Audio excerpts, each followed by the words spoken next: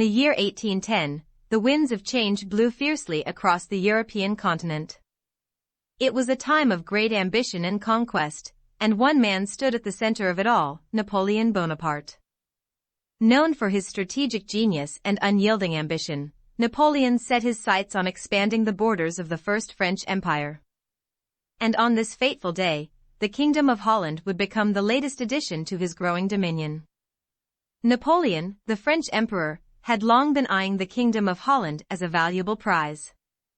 Its strategic location, bustling trade routes, and fertile lands made it an enticing target. And so, with calculated precision, he set his plans in motion. On July 9, 1810, the Kingdom of Holland was officially annexed into the First French Empire. As news of the annexation spread, the people of Holland found themselves in a state of both uncertainty and apprehension. Their proud kingdom, with its rich history and distinctive culture, was now under the control of a foreign power. The Dutch citizens wondered what this meant for their future, their traditions, and their way of life. Life in Holland began to change rapidly under the new French rule.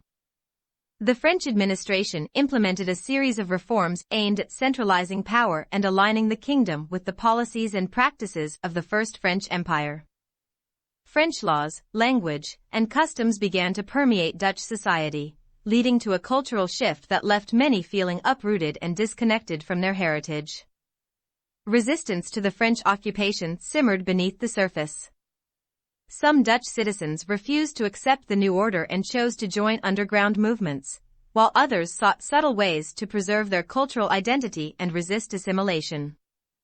In towns and villages, whispers of discontent could be heard, as the people yearned for the return of their independence.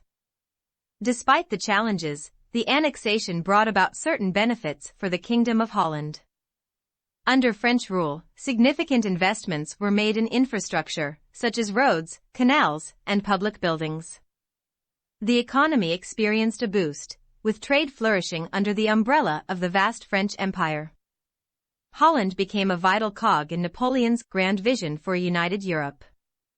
However, the cost of these developments was not lost on the Dutch people. They were well aware that these advances came at the expense of their independence and self-governance. Many questioned whether the benefits outweighed the loss of their national identity and the imposition of foreign rule. As the years went by, Napoleon's grip on Europe began to weaken. His grand ambitions crumbled in the face of fierce resistance from other nations, and the Kingdom of Holland saw a glimmer of hope. With the downfall of Napoleon's empire in 1814, the Dutch regained their independence and set forth on a path of rebuilding and rediscovering their cultural roots.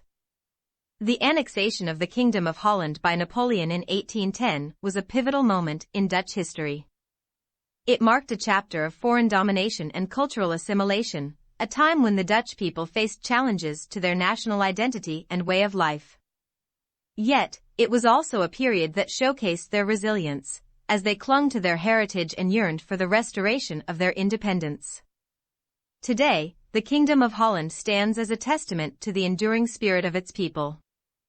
The echoes of the past mingle with the present, reminding us of the transformative power of history and the unwavering determination of those who fought for their freedom and identity.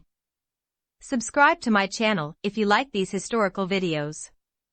Click on the top left box for the story of Napoleon's coronation as King of Italy.